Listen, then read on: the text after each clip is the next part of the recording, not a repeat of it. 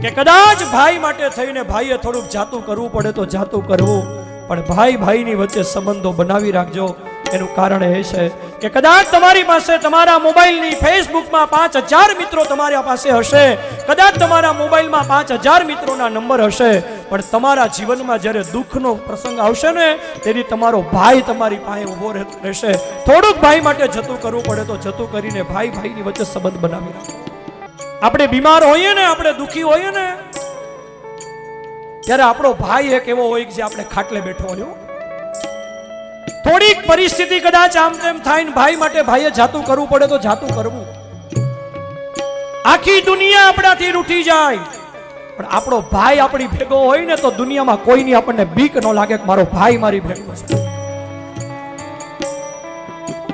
પણ કદાચ જગત આખું તમારી હારે હશે પણ તમારો હગો ભાઈ તમારી ભેગો નહીં હોય તો શું થશે?